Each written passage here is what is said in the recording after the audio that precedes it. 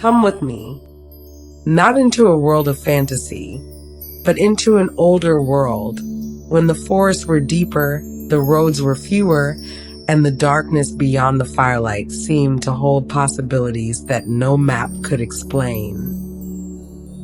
Imagine an ancient hillside beneath a pale evening moon. The grass moves softly in the breeze, silver at the tips, while mist gathers in the hollow below. From somewhere beyond the hill comes the faintest sound of music, so delicate that you cannot tell whether it is carried on the wind or rising from beneath the earth. You take another step and the music stops. There is no one on the hill, at least no one you can see. For thousands of years, people told stories about beings who lived alongside humanity without quite belonging to the human world. They were beautiful, mysterious, sometimes generous and sometimes dangerous, and they seemed to inhabit the spaces we passed every day without noticing. A spring beneath an old tree might belong to them. A green hill might conceal their kingdom.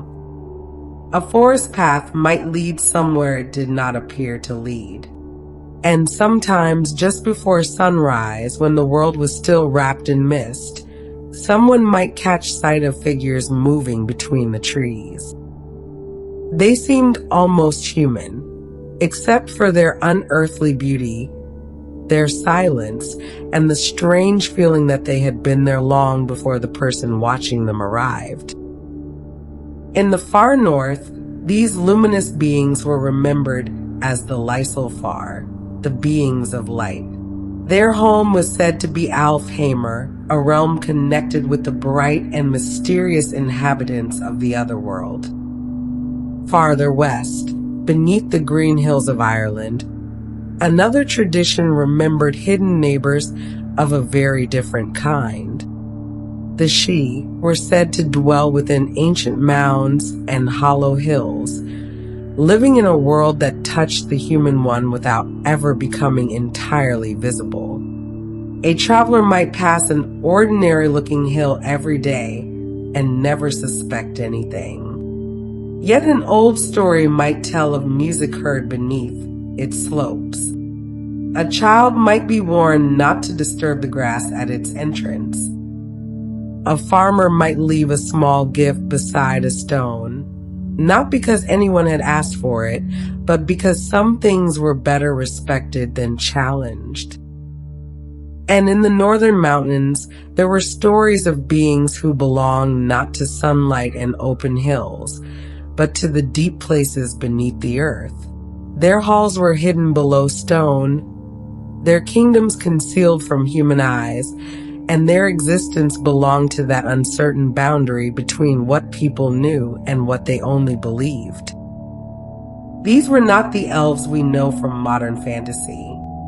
They carried no single appearance, no single personality, and no single story. Some were radiant, some were secretive, some were helpful, some were feared, and some were simply there, sharing the world with human beings who had learned to live with the possibility that they were never quite alone. That is the mystery we are going to follow tonight. Long before Tolkien, before fantasy novels gave elves their familiar shape, ancient people were already telling stories about hidden neighbors who lived beneath hills, beyond forests, beneath mountains, and just beyond the edge of ordinary sight. Who were they? Why did their stories appear in so many different places? And why, after centuries of changing beliefs and forgotten traditions, do we still recognize something familiar when we hear the word elf? Tonight, we will follow those old whispers and see where they lead. Before we wander any farther into this hidden world, welcome to the Sleepy Legends channel, where ancient myths, forgotten kingdoms, mysterious places, and timeless legends become quiet journeys into the past. If you enjoy settling in with a story at the end of the day, you are always welcome here. A like and a subscription help us continue bringing these old stories to life. And if you have a favorite tale about elves, fairies, hidden people, or other mysterious beings, leave a comment and tell us about it. I would love to know which stories have stayed with you. There are many journeys waiting here, from ancient gods and enchanted forests to forgotten cities, legendary queens, mysterious creatures, and the strange places where one world seems to touch another. And tonight, we have come to one of those places. So settle a little deeper. Let the room around you grow quiet, and imagine that the last traces of daylight have disappeared beyond the windows. Now walk softly. The old stories are already awake. The hill before us is still there. Its grass is dark beneath the moon, and the mist has gathered more thickly around its base. Somewhere below the earth, perhaps beneath roots and stones and layers of soil untouched for generations, another world may be opening its doors. Of course, there is nothing unusual to see. That is what makes the old stories so compelling. The hidden places were rarely marked by towers or gates. There were no banners flying above them, no roads leading travelers toward their entrances. A kingdom of the unseen might look from the outside like nothing more than a grassy mound beneath an ancient oak. And yet, people remembered. They remembered hills that should not be disturbed. They remembered springs where offerings were left in the quiet hours. They remembered strange lights moving across fields. They remembered music that seemed to come from nowhere, and footsteps that could be heard behind them even when the path was empty. Some stories spoke of people who vanished for a few hours and returned to discover that days, years, or even generations had passed. Others told of visitors who entered a hidden hall and found themselves welcomed to a feast of extraordinary beauty, only to discover that the food could not be eaten safely by human beings, or that the world outside had changed while they were away. There were stories of kindness, too. A hidden neighbor might repay a favor. A mysterious stranger might guide a traveler home. A household might prosper because someone had remembered to treat the unseen world with courtesy. These were not always creatures waiting to frighten people. Sometimes they were simply neighbors whose customs humans did not understand. Perhaps that is why so many old traditions carried the same quiet warning. Be respectful. Do not take what is not yours. Do not disturb what has been left undisturbed. And above all, remember that a place may have a history you cannot see. Imagine how such a belief might change the way you walk through the world. A forest would no longer be merely a collection of trees. A spring would not simply be water rising from the earth. A lonely hill might be a doorway. A cave might be a kingdom. And a patch of moonlit grass, empty at first glance, might be the place where someone else had just disappeared. For the people who told these stories, the world did not have to be divided neatly into the real and the imaginary. There could be another world pressed quietly against this one. Sometimes the boundary was a hill. Sometimes it was a forest. Sometimes it was the moment between daylight and darkness. And sometimes, if the oldest stories are to be believed, the boundary was so thin that you could cross it without realizing you had gone anywhere at all. The moon continues to rise above the hill. The mist begins to move. And somewhere beyond the visible world, the ancient neighbors are waiting. To find them, we will have to travel north first, to a land of long winter nights and pale summer skies, where some of the oldest surviving stories tell of beings made not for darkness, but for light. The northern landscape is changing around us. The green hills have given way to darker forests and wide valleys, where mountains rise beyond the trees and the winter sky stretches for miles. In summer, the nights may never become completely dark.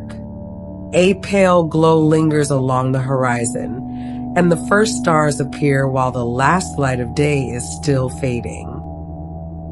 It is easy to imagine why people living beneath such skies might have looked toward the heavens and wondered what kind of beings could belong to a world so different from their own. Here, among the Old Norse stories, we begin to meet the beings known as the Ljósálfar. The name itself carries the feeling of their nature. They were associated with light, with brightness, and with a realm called Alfheimr, a place connected with the Elves and with the god Freyr. But the stories do not give us a simple portrait. They do not tell us exactly what an elf looked like, what they ate, how many of them there were, or how a human might find their kingdom. Instead, they leave us with fragments, like pieces of a beautiful object scattered across centuries. A name here, a description there, a glimpse of a shining realm, a connection with an ancient god. And behind all of it, the persistent suggestion that another people lived alongside the human world. Imagine approaching a northern settlement as evening falls. Smoke rises slowly from the roofs. The day's work is ending. Beyond the last house, the fields disappear into darkness and the forest begins. Perhaps someone has returned from the woods with a story. Perhaps they saw something between the trees. Not a wolf, not a traveler, something that seemed almost human, but moved with an unfamiliar grace. The story would be told quietly. The listener might ask what the figure looked like. Perhaps the answer would be that it was difficult to say. It had seemed beautiful, almost too beautiful. And when the stranger turned away, there had been something about the movement that made the witness certain they had not been looking at an ordinary person. This uncertainty is part of what makes the old elf traditions so fascinating. The beings were close enough to humanity to be recognizable, but distant enough to remain mysterious.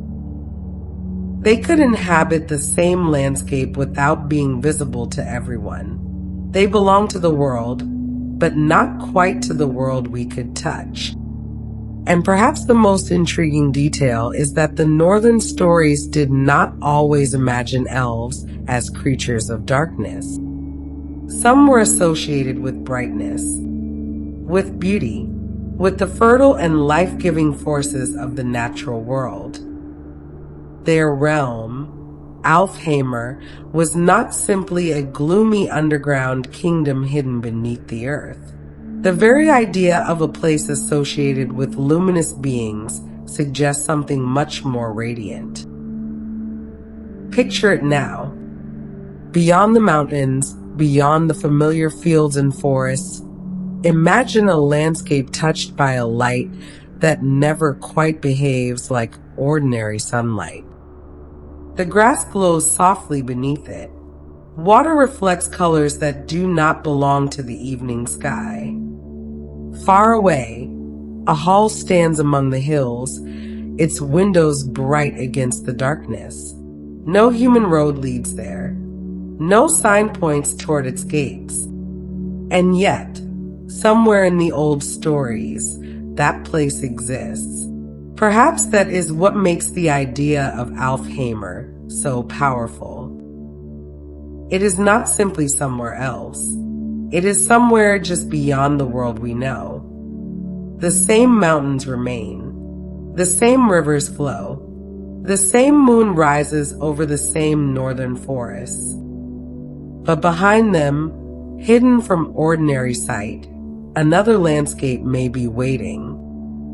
And if there are beings of light quietly dwelling in such a place, then another question begins to emerge.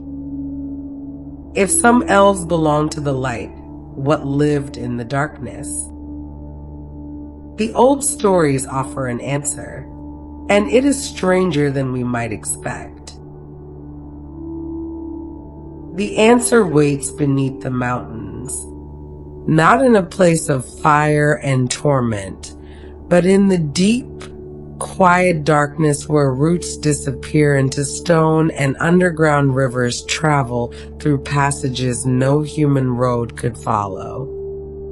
Here, the old stories begin to speak of other elves, beings associated not with brightness, but with the hidden places beneath the earth. Their names are difficult to separate from one another, and even the old sources do not always make their distinctions clear. Some were called the Ljósálfar, the Dark Elves, while others were known as the Svartalfar, the Black Elves, and over time these names became part of a shadowy tradition that has inspired countless later stories. Imagine a mountain at night. Its surface is silent beneath the stars, but far below, the darkness is not empty. Water moves through cracks in the rock. Roots reach downward from the world above, and somewhere beyond the reach of sunlight, a faint glow catches upon walls of stone. Perhaps there are halls hidden there. Perhaps there are workshops where metal is shaped without human hands, or chambers where treasures are kept safe from the changing world above. The old stories give us fragments, and those fragments leave plenty of room for the imagination to wander. These darker elves were not necessarily evil. That is one of the first things modern fantasy can make us forget. Darkness, in the older imagination, did not always mean wickedness, just as light did not always mean goodness. Darkness could simply mean hidden. It could mean underground, beneath the roots of mountains, where sunlight never reaches and the ordinary rules of the surface world seem far away. A creature that belonged to such a place might be mysterious or dangerous to humans without being a creature of evil. Think of the difference between a forest at noon and that same forest beneath a moonless sky. Nothing has changed, and yet everything feels different. The trees are still standing, the stream still moves over its stones, and the path still leads somewhere. But the familiar world has become uncertain because you can no longer see all of it. Perhaps this is why hidden beings so often belong to darkness. They occupied what human eyes could not reach. They lived in the spaces where knowledge ended. And for people who depended upon firelight, daylight, and the changing seasons, there was an entire world beneath their feet that could only be imagined. The mountains themselves seem to invite such stories. A dark opening in a cliff could become the entrance to a hidden kingdom. A strange sound carried from underground could become the hammering of an unseen craftsman, and a glimmer in the distance might be taken as proof that something was moving through the darkness below.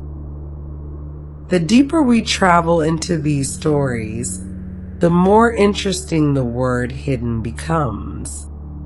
The hidden people were not always hidden because they wanted to frighten humans.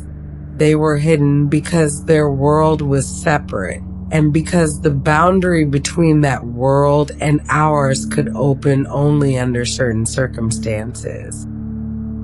A hill might be ordinary during the day and become something else at night. A cave might be nothing more than stone until someone stepped through the wrong entrance. A patch of forest might belong to the human world in the morning and to someone else by moonlight. The old stories rarely gave us a map. Instead, they gave us warnings. Do not disturb this place. Do not take what you find here. Do not follow the music. Do not accept every invitation.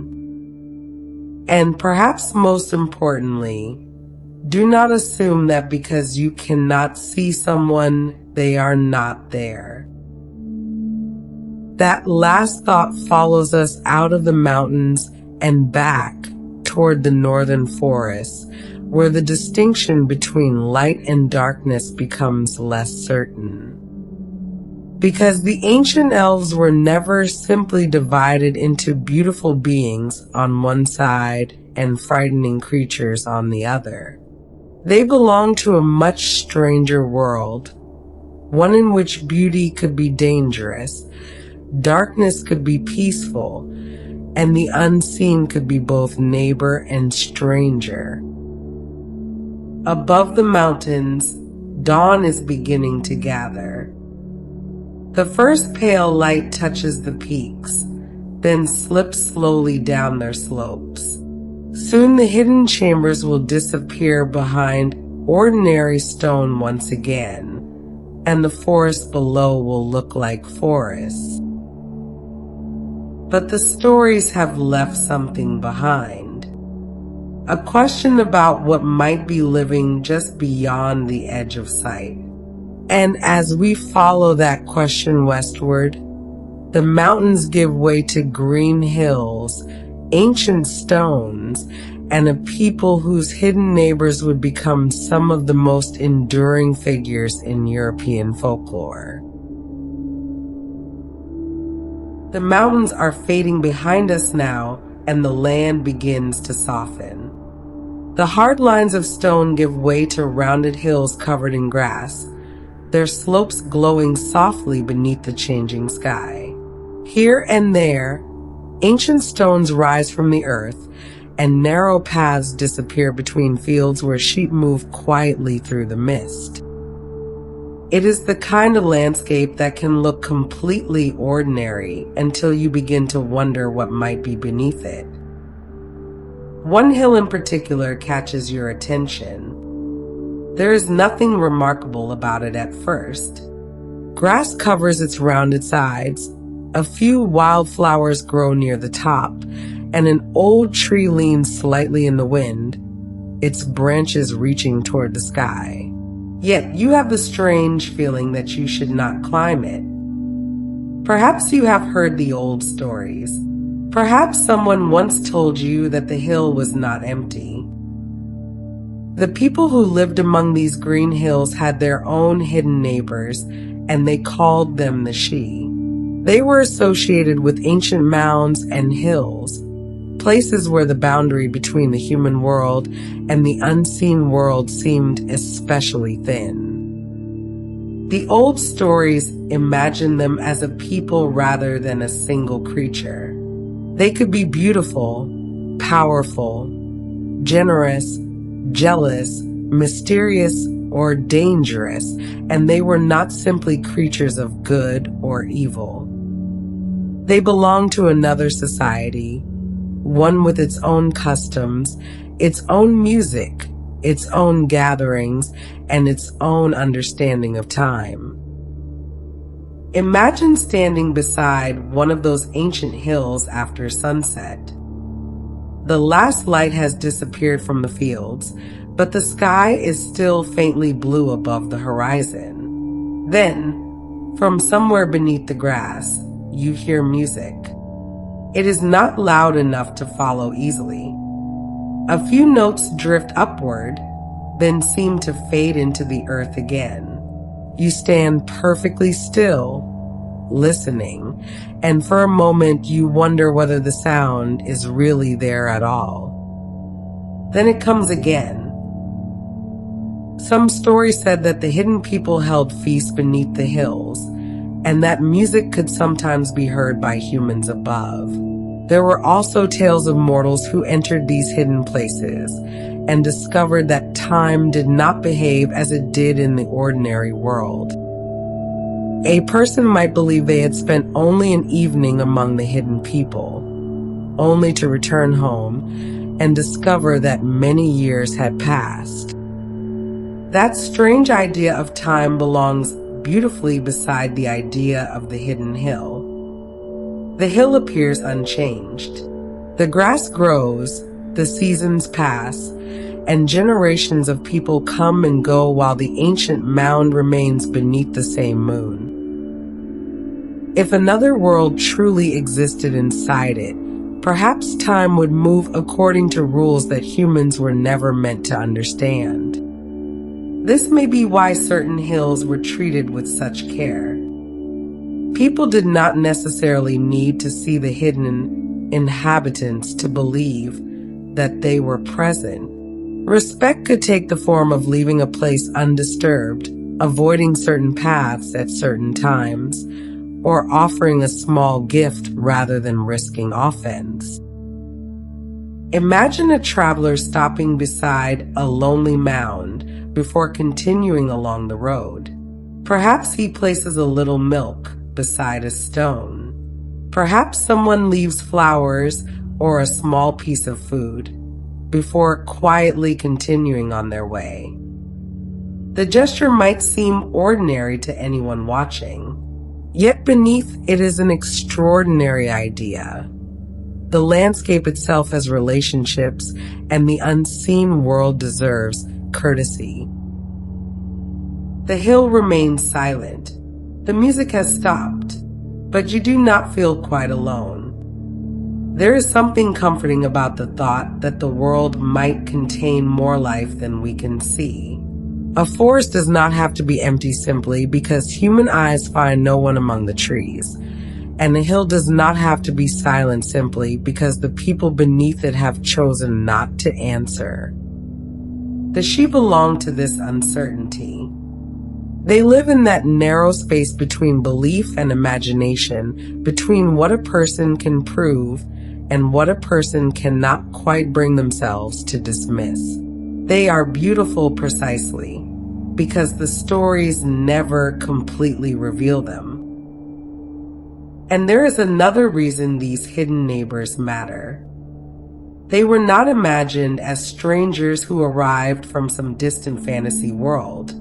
They belong to the land itself, to places where generations of people had walked, worked, celebrated, mourned, and eventually disappeared. The hills remembered, the stones remembered, the old paths remembered, and somewhere beneath the green grass, according to the stories, another people remembered too. The moon has risen higher now, and its light settles across the hilltop. For a moment, the grass seems to shimmer. Then the light changes, the mist moves, and the hill becomes ordinary again. But we have learned something important from the hidden neighbors of Ireland. The doorway does not always look like a doorway. Sometimes it is only a hill. Sometimes it is a mound beneath an ancient tree, covered in grass and flowers and perfectly ordinary to anyone passing by. And sometimes the only sign that another world is close is a little music rising from somewhere you cannot see. The hill is behind us now, but the feeling it left behind remains. Beyond the fields, another ancient mound rises from the green landscape, larger than the one we have just left. Its shape is so familiar that it might be mistaken for an ordinary hill, yet the stones around its entrance tell another story. People were coming to places like this long, before anyone wrote down the stories of the hidden neighbors. This is Brú na Báine, one of the great ancient landscapes along the river Báine. The Great Passage tombs here are thousands of years older than the medieval stories of the Sidhe. Their builders left no written explanation for what these places meant, and yet the monuments remain long after the people who built them had disappeared. Imagine walking toward one of those ancient stones in the early morning. The grass is wet beneath your feet, and the river moves quietly through the valley below. The great stones are cool and pale in the first light, their surfaces marked with patterns carved by people whose names have been forgotten. For centuries, the monuments remained. New generations came. Old languages changed. New stories gathered around the ancient stones. And eventually, the people who lived in the landscape began to imagine another kind of history beneath the one they could see. The ancient builders became part of legend. The great mounds became places where another people might live. And the hidden neighbors were no longer simply beings who wandered through forests or appeared beside springs. They became connected with the deep memory of the land itself. This is where the stories of the Tuatha De Danann begin to drift into our journey. They were remembered as a mysterious people associated with magic, knowledge, skill, and the older traditions of Ireland. In later stories, they were connected with the ancient landscape and with the supernatural world that seemed to exist just beneath the surface of ordinary life. Among their names was Danu, a figure whose presence became associated with this mysterious people, and there was also the Dagda, a powerful and memorable figure whose stories would become woven into the mythology of Ireland. But imagine hearing these stories beside an ancient mound. The stone before you is already impossibly old. The people who built it are gone. The reasons for its construction are partly lost to time. And then someone tells you that the mound was never truly empty. Perhaps another people had inherited it. Perhaps the ancient ones had simply moved away from the visible world and continued living beneath the hills. It is easy to understand how such stories could take root. A monument built by forgotten ancestors already feels like a doorway into the past. Add the belief that another people live within it, and the boundary between history and legend becomes wonderfully difficult to see. The river continues flowing below us. It has no need to explain where it came from. It simply carries the water onward, past fields and stones and ancient places, just as it has carried the reflections of countless moons before ours. And perhaps this is why rivers appear so often in stories of the other world. They are natural thresholds. They separate one place from another, yet they also connect them. To cross a river is to leave one bank behind and enter another. And in the old imagination, such crossings could become moments when the ordinary world grew thin. The same was true of hills. The same was true of forests. The same was true of the quiet hours between sunset and sunrise. The world was full of places where something might change. Stand here for a moment and look back across the valley. The mound is quiet. The stones are quiet. Nothing moves among them, and yet the landscape feels inhabited by memory. Perhaps that is the deepest idea hiding inside these stories of elves and hidden people. They were not merely creatures imagined for entertainment, and they were not always strangers from another universe. They were explanations for a world that seemed to contain more history, more presence, and more mystery than human beings could see. The ancient hill became a home. The old stone became a doorway. The forest became a place where someone might be watching. And the darkness beneath the earth became another country. As evening approaches, the green fields begin to lose their color. The river catches the last light. One by one, the ancient stones turn silver beneath the rising moon, and the mound that looked so ordinary in daylight begins to look like something else entirely.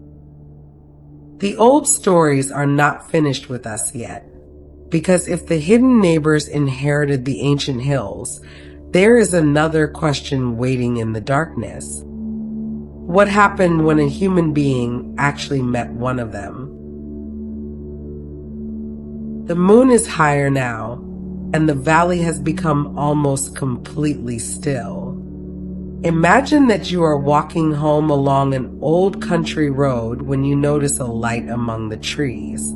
It is not the yellow glow of a farmhouse window, and it does not flicker like a lantern carried by a traveler. It shines softly between the branches, almost as though the trees themselves have begun to glow. You stop beside the road and listen. There is music again. This time it is clearer, and the melody seems to come from somewhere just beyond the trees. You know the sensible thing would be to continue walking, but something about the sound draws you closer, step by careful step. The path narrows, the branches close above you, and the moon disappears for a moment behind the leaves. Then the trees open into a clearing, and there, beneath the silver light, you see them. Not monsters, not ghosts, people. They are gathered together as though they have been waiting for the evening to begin. Their clothing catches the moonlight, their voices are low, and their movements seem strangely graceful, as if they belong to a rhythm that the human world has forgotten. You remain at the edge of the clearing. No one seems surprised to see you.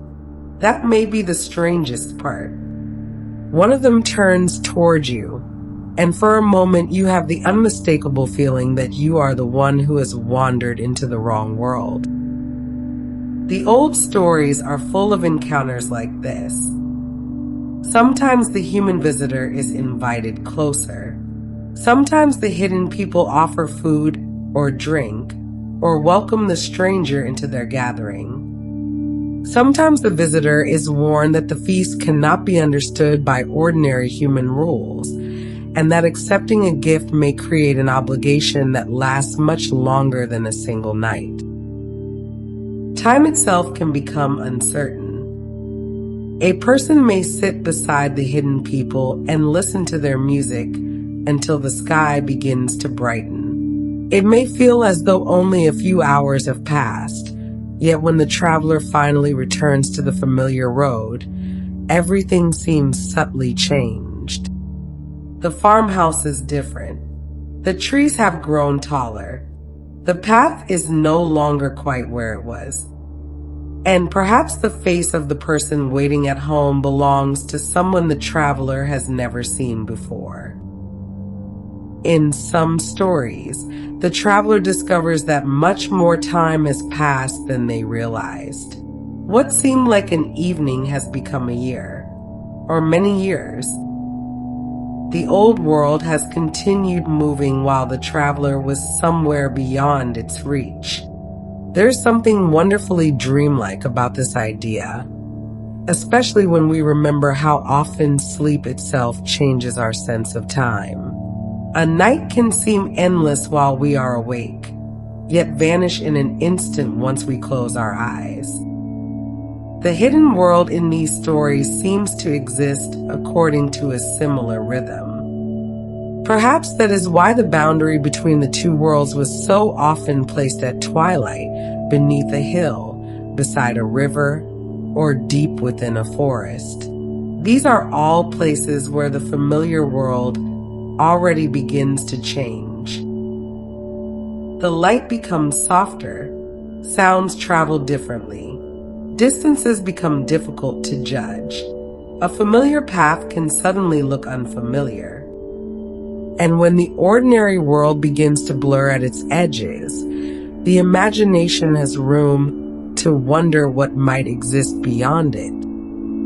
Perhaps the traveler in our clearing has stayed too long. The music continues.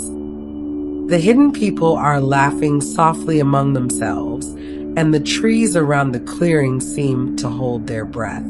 You can no longer see the road where you entered, and for the first time you wonder whether you would recognize the way home. Then someone places a small cup beside you. You do not know what it contains. You do not know what will happen if you drink it. So you simply sit beneath the moon and listen. For a little while, there is no need to decide whether the story is true. The old traditions did not always ask their listeners to choose between belief and disbelief. They simply preserved the possibility that another world might exist beside this one, close enough to touch, but never close enough to understand completely. And perhaps that is why the hidden neighbors remained hidden. Not because they were always far away, but because they were very near. They lived beneath the hill we passed yesterday. They walked through the forest we thought we knew. They gathered beneath the same moon. And sometimes, according to the stories, they opened the door. The music fades before the dawn. The clearing grows empty, and the trees close around the path once again. When you finally step back onto the road, the world looks exactly as it did before. But somewhere behind you, beneath the roots and branches, the hidden world has not disappeared. It has simply become invisible again.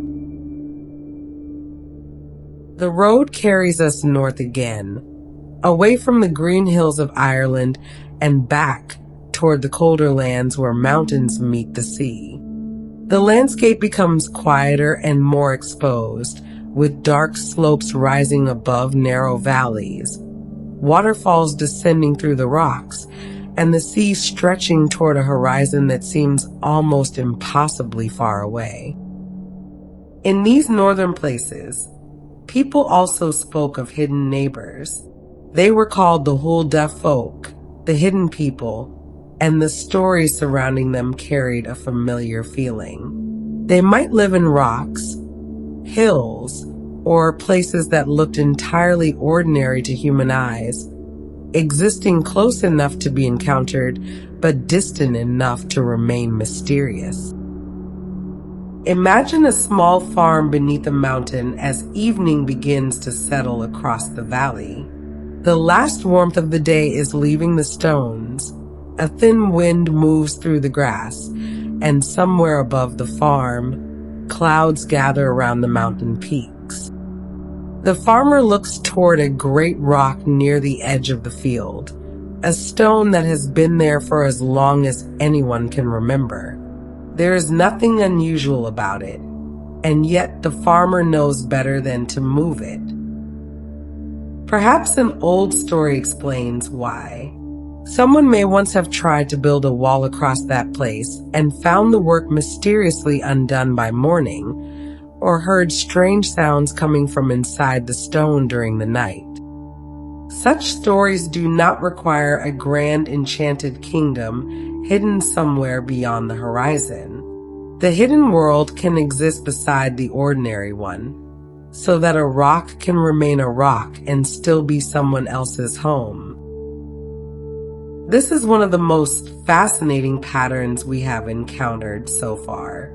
The hidden neighbors do not need to transform the landscape into something completely unfamiliar. Instead, they allow the familiar landscape to become uncertain. A hill might have another side, a stone might have an entrance, and a field might contain a path that cannot always be found. A mountain might shelter a world that reveals itself only to those who happen to be in the right place at the right time. There is another figure from Scandinavian folklore who belongs to this mysterious world. Although she is not quite an elf in the way later stories might imagine one. She is called the Huldra, and stories of the Huldra describe a beautiful female being associated with the forests. There is something especially intriguing about the way she belongs to the landscape. She is not simply a creature wandering through a forest for no reason, but a presence connected with the wild places beyond the settled world. Imagine coming upon her at the edge of a clearing. The trees are tall around you, their trunks disappearing into shadow, while a narrow stream catches the last light beneath the branches. A woman stands beside the water, apparently alone, and for a moment there is nothing about her that seems strange. Then she turns, and something about her is not quite right.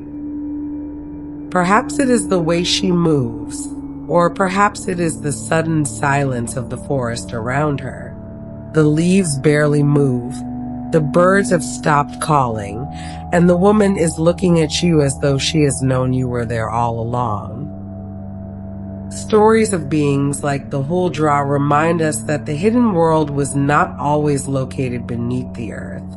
Sometimes it was waiting among the trees, in the places where human settlements gave way to wilderness.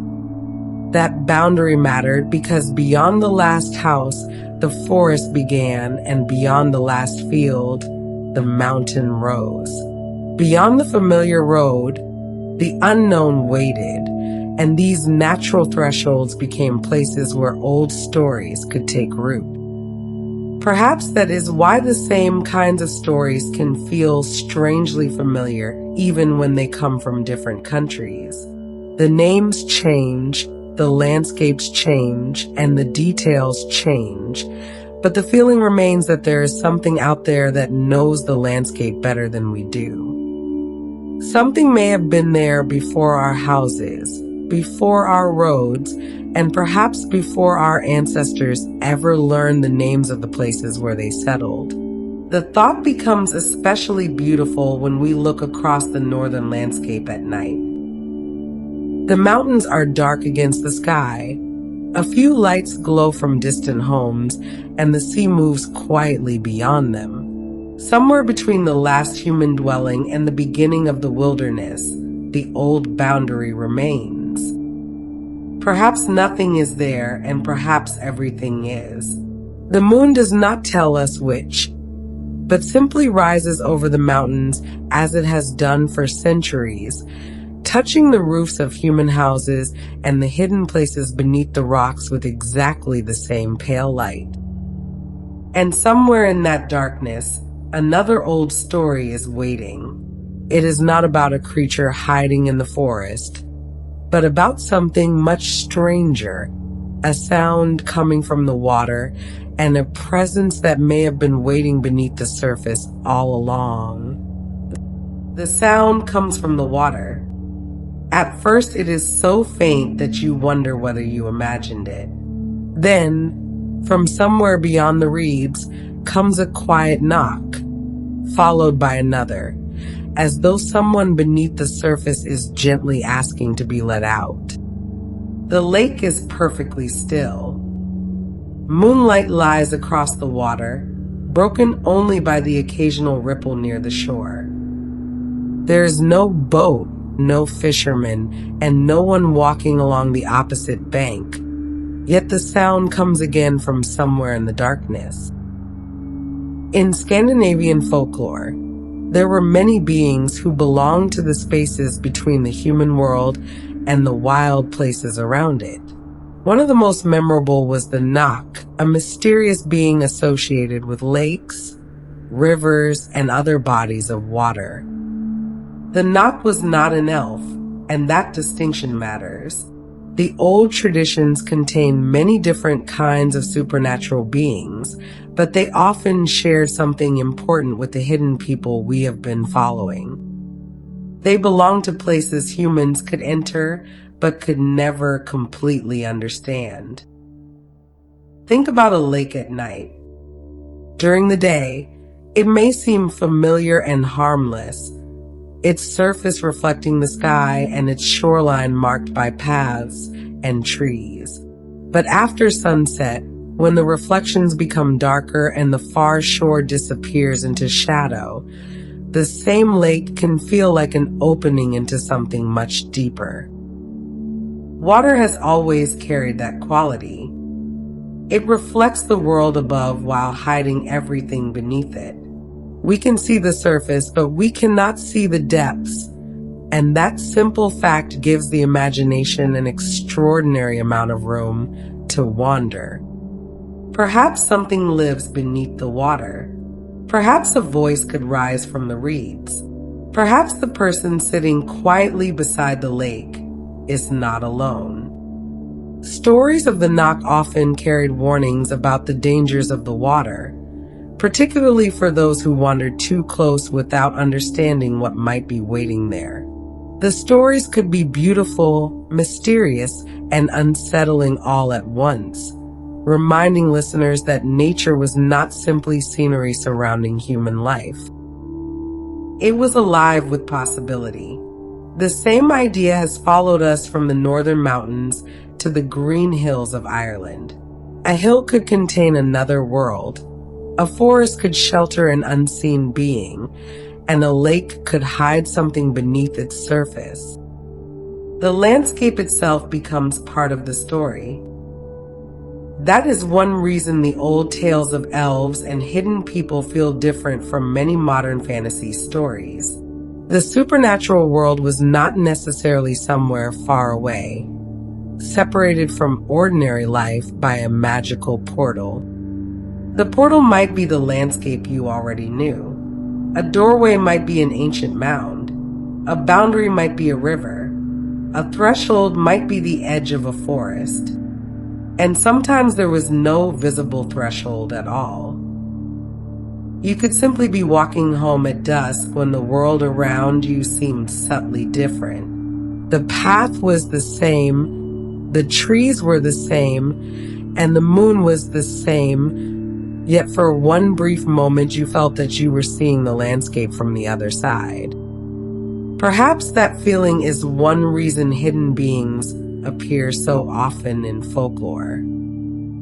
They give a name to the possibility that the world contains more than what can be seen. They allow people to imagine that the places around them possess histories and inhabitants beyond the human story. The ancient hill is no longer just a hill. The forest is no longer just timber and shadow. The lake is no longer just water. Each place becomes a little more mysterious because something might be there. And once you begin looking at the landscape this way, another pattern becomes impossible to ignore. The hidden neighbors are almost always connected with places that already feel like thresholds. They live beneath hills, beside rivers, within forests, beneath mountains, and beneath the surface of lakes. They appear most often where one kind of world gives way to another. Perhaps that is not a coincidence. The human imagination has always been drawn to boundaries. We pause at the edge of the forest, stand at the shoreline, cross the bridge, climb the mountain pass, and wonder what lies on the other side. The old stories simply took that feeling one step farther. They suggested that something might already be waiting there. The knock comes once more from the lake. This time, you do not move closer. You stand beneath the moon and listen until the sound disappears, leaving only the soft movement of water against the shore.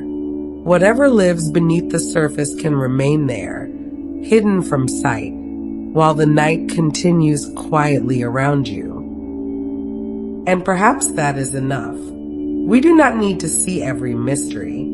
Some stories are more beautiful because the door remains closed. Somewhere beyond the lake, the forest waits, and beyond the forest are the mountains. The hidden neighbors are scattered across the landscape, but the old stories keep bringing us back to the same question. Why did people imagine that the world around them was inhabited by beings they could not see? To find part of the answer, we need to look not only at the creatures themselves, but at the people who told their stories and at the world they inhabited. The lake is quiet again, but the question remains with us. Why did people tell these stories in the first place? Why did generations of people continue to speak about beings who lived beneath hills, within forests, inside mountains, or beneath the surface of dark water? Perhaps part of the answer is that the old world was much closer to the natural landscape than ours often is. A forest was not something viewed through a car window on the way to somewhere else. It was a place people entered on foot, gathering wood, hunting, tending animals, searching for berries, or traveling between settlements. A mountain was not simply something beautiful on the horizon, but something that had to be crossed, climbed, or lived beside. The darkness beyond the firelight was enormous. At night, a person could hear an animal moving through the trees without knowing what it was. A sudden sound might come from the wind, a falling branch, or something much closer than expected, and the human mind naturally searched for an explanation. But the old stories did more than explain strange sounds. They gave personality to the unknown. A forest could have inhabitants. A spring could have a guardian. A hill could shelter a household. A lake could have its own presence. Once you imagined that possibility, the landscape changed. You might walk differently through the woods because you remembered the story of what lived there. You might avoid disturbing an ancient mound, not because anyone had built a fence around it, but because you had been taught that the place belonged to someone else as well. This gave the hidden neighbors an unusual kind of power. They did not need armies. They did not need castles. They did not even need to appear. The possibility of their presence was enough to change human behavior. A farmer might leave a portion of a field untouched. A traveler might avoid a particular path after sunset, and a family might hesitate before moving a stone that had always stood in a certain place. The stories quietly taught people where to be careful. They also taught people how to behave. Do not boast. Do not take more than you need. Do not insult the unseen. Do not disturb an ancient place simply because you cannot see why it matters.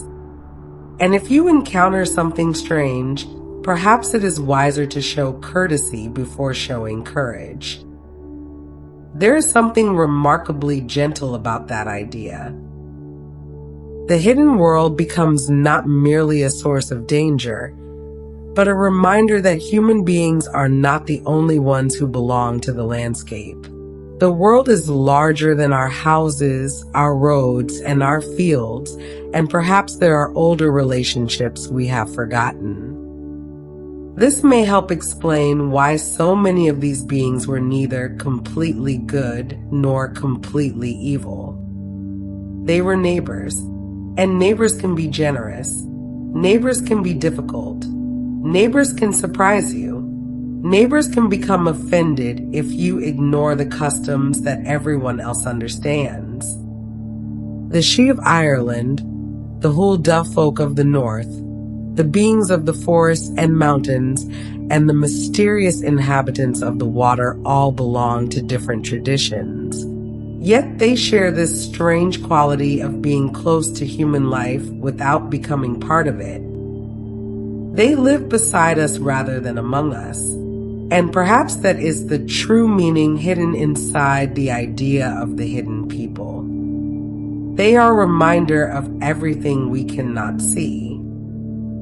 Every forest contains paths we have never walked. Every mountain contains places we have never entered. And every body of water hides a world beneath its surface that remains invisible from the shore. Even now, when we understand so much more about the natural world, that feeling has not completely disappeared. Stand beneath an ancient tree at night and listen to the wind moving through its branches. Look across a lake when the surface is perfectly still, or walk beside an old stone wall where the last light of evening has almost faded. For a moment, you may understand why someone centuries ago could look at that same landscape and wonder whether they were truly alone. The moon continues its slow journey overhead. It has watched forests become fields, watched paths become roads, and watched human settlements rise and disappear. It has illuminated the same hills where countless generations once told stories beside their fires. Perhaps the hidden neighbors were never meant to be proven. Perhaps they were meant to be remembered. And as long as the old hills remain beneath the moon, there will always be somewhere for those stories to wait. But there is one tradition we have not yet explored deeply enough. Some of the hidden people were not merely inhabitants of the wilderness. They were believed to possess knowledge, music, craftsmanship, beauty, and powers that made them seem almost more ancient than humanity itself. And that brings us back to the northern stories of the Elves of Light.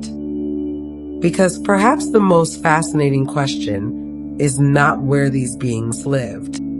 It is what people believe they knew. The moon has followed us all this way, and now it rests above a northern landscape washed in silver light. Below it, the forests are dark, the mountains are quiet, and somewhere beyond the last human house, there are places where no one has walked for many years. It is tempting to imagine that the old stories were simply trying to explain what people could not understand. But when we listen more carefully, another possibility begins to emerge, because the hidden people were often described as possessing something humanity greatly admired. They knew things.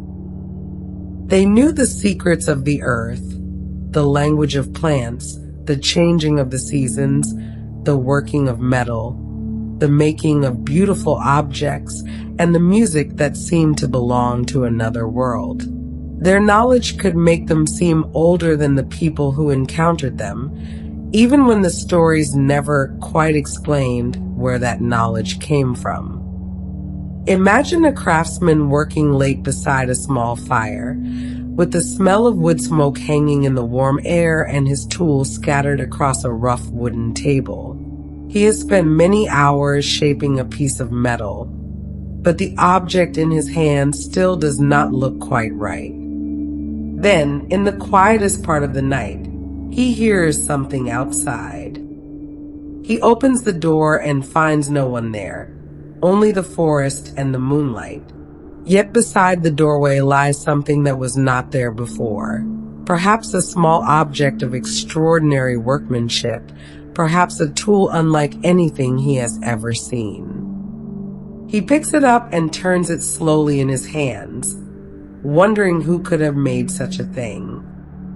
Stories of hidden craftsmen appear again and again around the edges of northern folklore, where unseen beings possess skills that seem to belong to a world in which human craftsmanship has reached another level. This is important because it changes the relationship between humans and the hidden people. They are no longer simply creatures who must be avoided.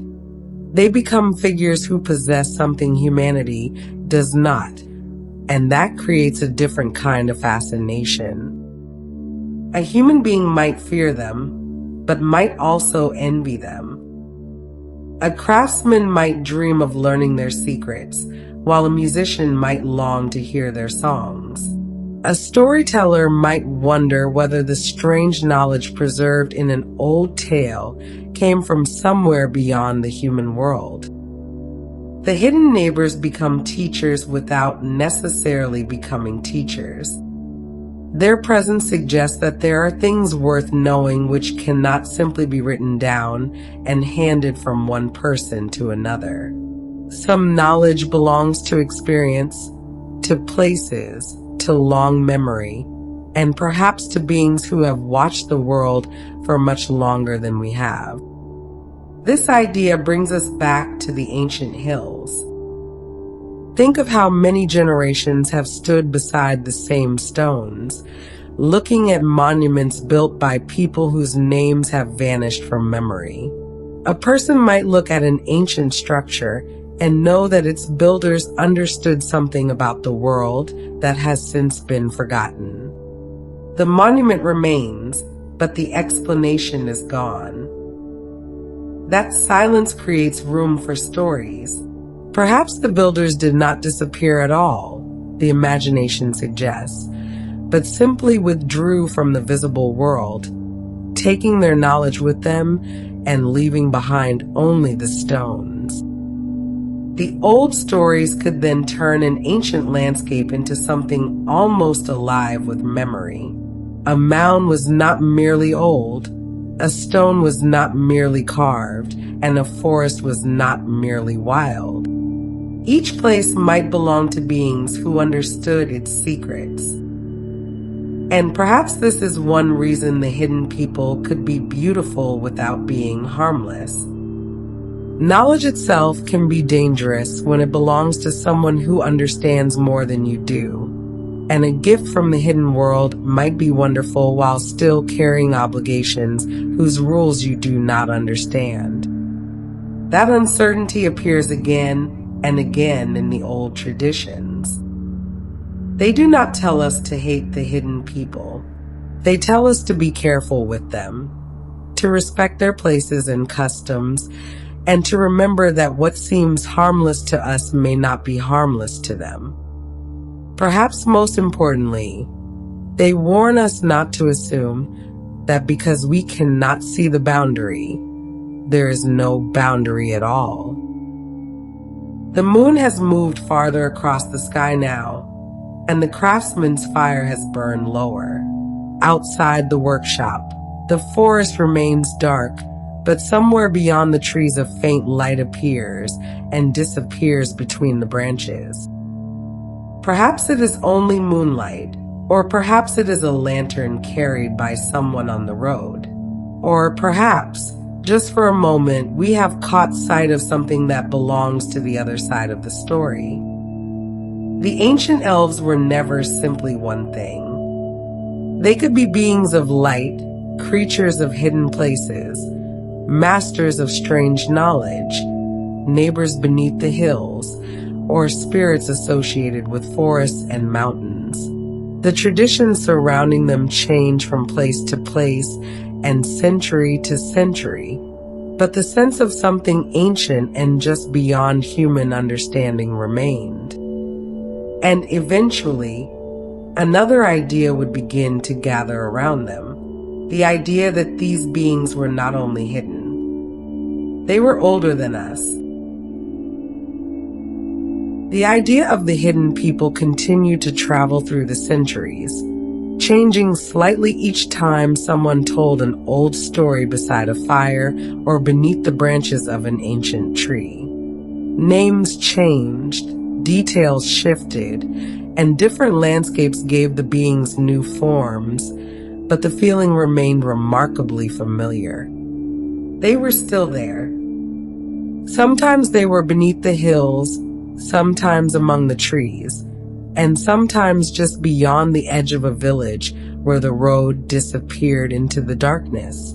The people telling these stories did not always call them elves, and they certainly did not imagine them in the way modern fantasy eventually would. In Ireland, the hidden people might simply be called the She, or spoken of indirectly as the good people. That gentler name carries a strange little secret.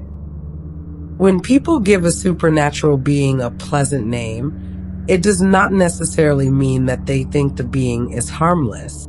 Sometimes politeness is a form of protection, a way of showing respect to someone who might be listening even when you cannot see them. Imagine a woman standing at the doorway of her cottage after sunset. The fields beyond the house are dark, and the hills have disappeared into the mist.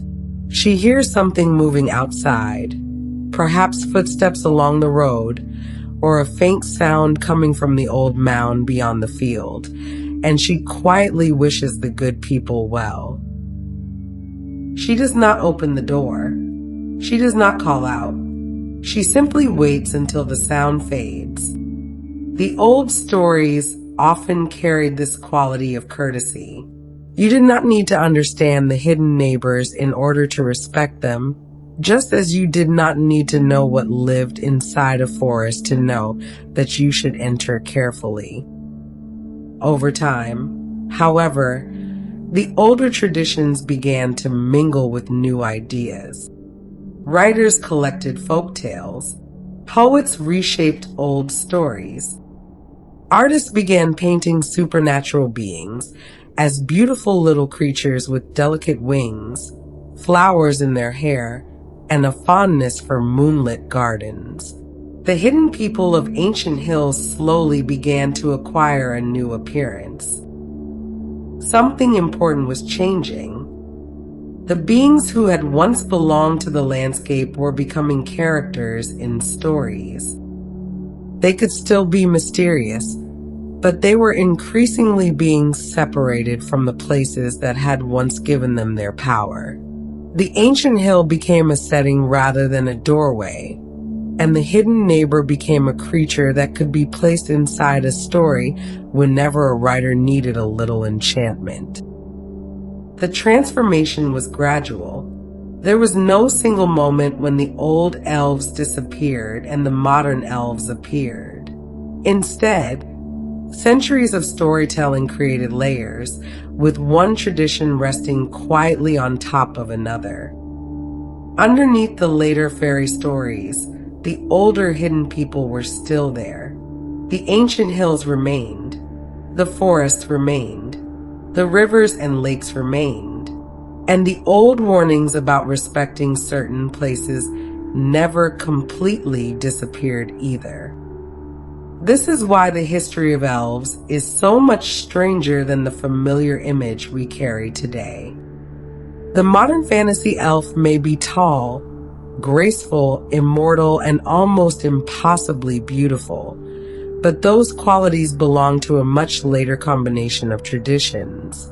The older stories were far less interested in giving us a single perfect description.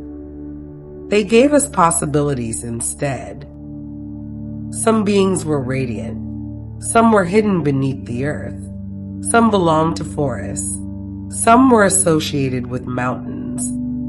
Some possessed extraordinary knowledge, while others were simply dangerous to encounter in the wrong place at the wrong time. There was no single ancient elf kingdom that contained them all. There was something much more interesting. There were many different traditions that kept circling around the same idea. What if the world contained another people? What if they had been here longer than we had? What if the landscape belonged to them as much as it belonged to us? Those questions survived because they were larger than any single story. They could be asked beside an Irish mound, beneath a Scandinavian mountain, at the edge of an ancient forest, or beside a lake reflecting the moon. And eventually, those questions would find their way into the imagination of a 20th century writer. By then, the old stories had traveled a long way. The hidden neighbors had become fairies in some traditions, elves in others, and magical beings of countless different shapes in the stories people told to one another. Much of what we now think of when we hear the word elf had not yet been assembled into the familiar form. Then came Tolkien. He did not invent elves. That distinction matters. The beings he created were shaped by many older traditions, languages, legends, and literary sources, including the northern elves of the old stories. But Tolkien transformed those fragments into something entirely new, creating a vision of elves that would eventually become one of the most recognizable images in modern fantasy. His elves were ancient. They were beautiful. They possessed extraordinary knowledge and craftsmanship, and they carried with them a sense of having lived through ages of history that human beings could barely imagine. In that sense, something very old was returning. The modern fantasy elf had begun to remember its ancestors. And yet, beneath the elegance of Tolkien's immortal beings, beneath the shining cities and ancient languages, something much older still lingers. The hidden hill, the moonlit forest, the mysterious stranger on the road, the music beneath the earth. The feeling that another people might be living quietly beside us, watching the same moon and walking through the same ancient landscape. Perhaps that is why the idea of elves has survived for so long. The details can change. The names can change. Even the shape of the beings can change. But the mystery remains.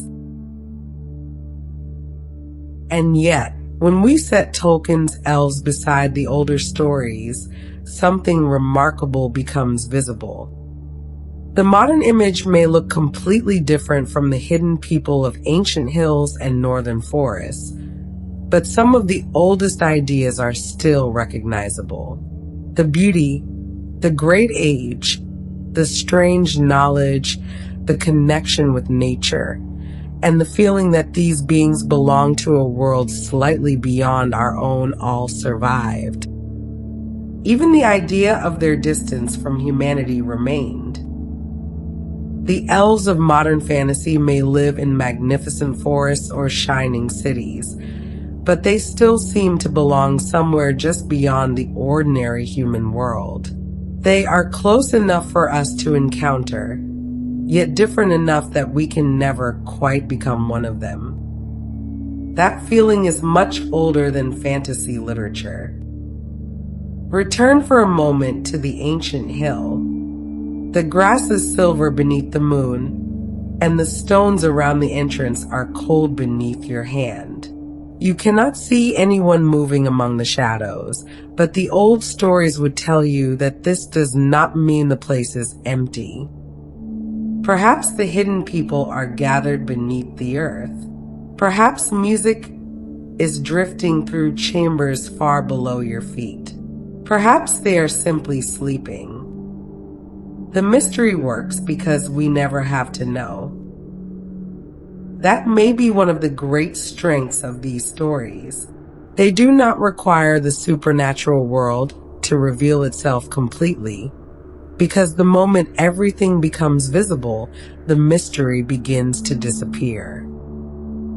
A creature that can be completely described becomes a character. A creature that remains partly hidden becomes a possibility. And possibilities can live for centuries.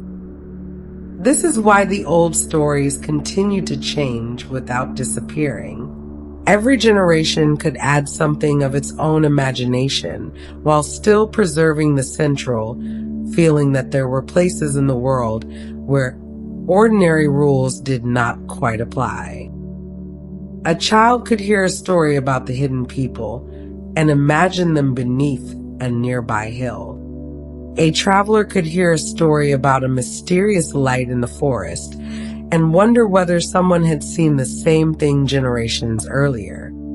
A poet could look across a moonlit field and imagine another world just beyond the visible one. And eventually, a fantasy writer could gather those ancient fragments and build an entirely new mythology from them. The old stories were generous that way. They left room for imagination, room for fear, although never too much, room for beauty, and most of all, room for wonder. Perhaps this is also why elves have become so difficult to separate from the natural world in our imagination. We picture them beneath ancient trees, beside quiet streams, among mountains, or within forests filled with moonlight. Even when the stories move into entirely invented worlds, the landscape remains important. The forest is still a threshold. The mountain is still a boundary. The river is still a passage. The moon still shines upon places where another kind of life might be waiting. And perhaps that is where the oldest elves and the newest ones quietly meet. Not in their names, not in their clothing, not in their languages. They meet in the feeling that the world is larger than what human beings can see. That feeling is still with us. You can find it in the way people become quiet when they enter an ancient forest. You can feel it beside a lake before sunrise, when the surface of the water is so still that the world seems suspended between night and morning. You can feel it standing beside an old stone whose purpose has been forgotten. The stone does not need to speak. The forest does not need to move. The moon does not need to explain itself. Something about these places simply invites the question of what came before us and what might remain after we are gone. For centuries, the hidden people gave that question a face. They became neighbors who lived beneath hills, strangers who appeared beside rivers, mysterious figures within forests, and beings whose knowledge seemed older than human memory. They were not all elves. They did not all belong to the same tradition, and they were never quite as simple as the modern word suggests. That is part of what makes them so fascinating. When we call all of them elves, we are gathering together many different traditions that once had their own names, places, and personalities.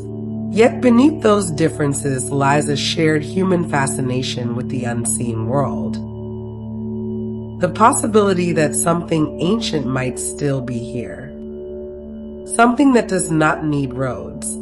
Something that does not need houses. Something that has watched generations come and go without changing very much at all. Perhaps the oldest hidden neighbors were never meant to become familiar. Perhaps they were meant to remain just beyond the firelight, where we could sense them without seeing them clearly. And now the night is becoming very still. The moon has returned to the hills where our journey began, and the path that carried us through forests, mountains, and ancient landscapes seems to disappear once again into the mist. We have followed the hidden people a very long way. From the northern elves of light to the dark beings beneath the earth, from the she beneath the Irish hills to the hidden people of the northern mountains, and from mysterious beings of forest and water to the immortal elves of modern fantasy, the names have changed many times. But the old mystery has remained. There may always be another world beside this one. And perhaps if we are quiet enough, we can still hear it breathing. The path is quiet now as it leads us away from the ancient stones and back toward the familiar landscape. The hills soften beneath the moon. The trees gather close around the road, and mist drifts slowly across the fields as though the earth itself were settling down for the night. There is no need to hurry. We have spent these hours looking for beings who were often hidden from ordinary sight, but perhaps the old stories were never really asking us to find them. Perhaps they were inviting us to notice the world a little differently. A hill can be more than a hill when you know the stories attached to it. And a forest can feel different when you remember that generations of people once believed it was inhabited by unseen neighbors. Even an ordinary stone beside an old road can become strangely interesting when you wonder how many people have passed it and how many stories might have been told within its shadow. The ancient world was full of such places. People lived among them, worked beside them, traveled through them, and eventually carried their stories onward so that the landscape became a kind of memory, preserving pieces of the imagination long after the people who first told those stories had disappeared. Perhaps that is why the hidden people feel so old. They seem to belong to the land itself, existing somewhere beneath the modern stories and the familiar images that came much later. Before the graceful elves of fantasy, before the shining kingdoms and ancient languages of later literature, there were simply stories about what might be living just beyond the edge of human knowledge. There was the hill, the forest, the river, and the dark water beneath the moon, along with the possibility that we were not alone. The thought does not have to be frightening. There is something comforting about imagining an ancient tree standing beside a road for hundreds of years, watching people walk beneath its branches in summer heat and winter snow, while generations grew old and disappeared around it. If the old stories were true, perhaps that tree had seen more than anyone could know. Perhaps it had watched the hidden people moving through the forest at night, or perhaps it had simply stood there, silent and beautiful, while people imagined another world among its branches. Either way, the story gives the tree something it did not have before. It gives us a reason to pause and wonder. The same thing happens when we look at the moon. Every generation has seen it, from ancient farmers watching it above their fields to travelers following its light along dark roads and sailors watching it rise above distant waters. The moon has seen all of us.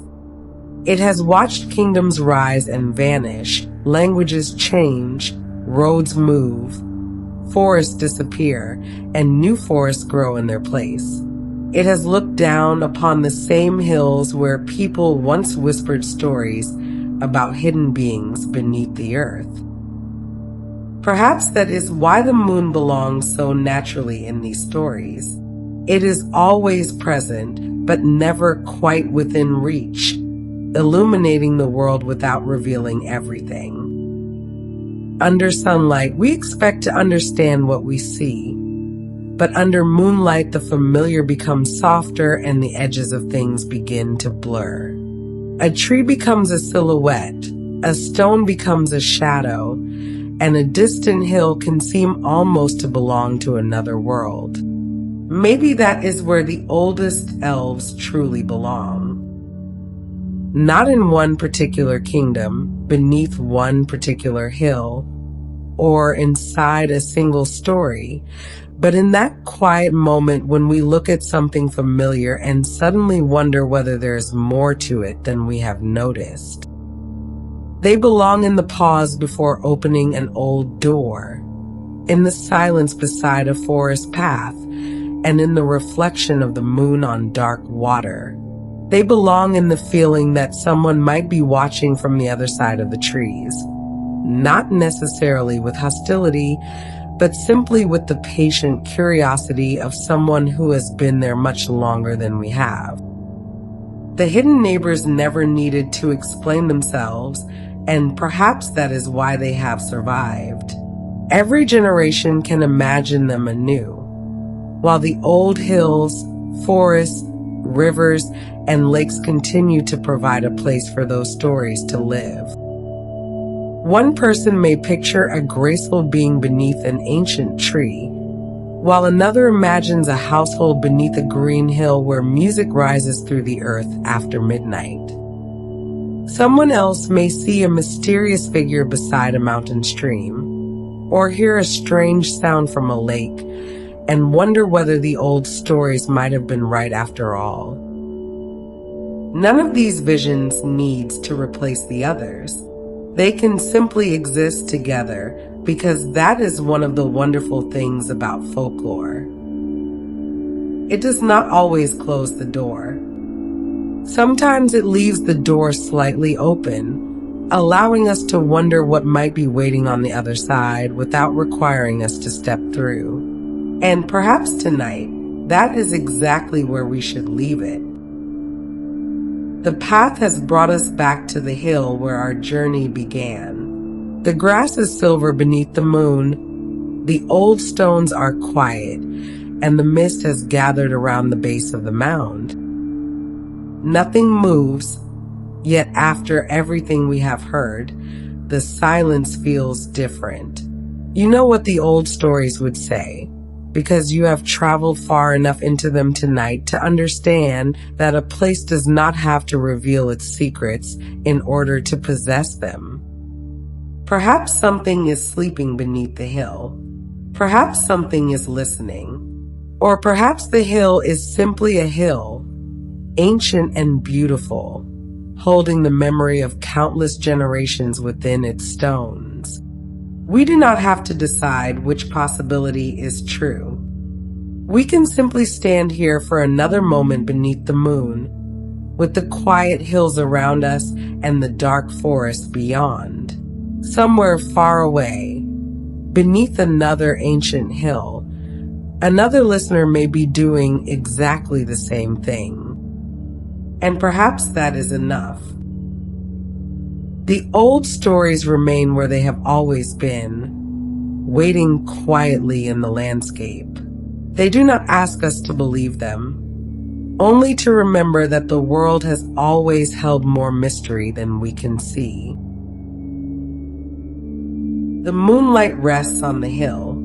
The forest is quiet, and somewhere beyond the edge of the visible world, the hidden neighbors remain hidden. Thank you for spending this quiet time with us here on the Sleepy Legends channel.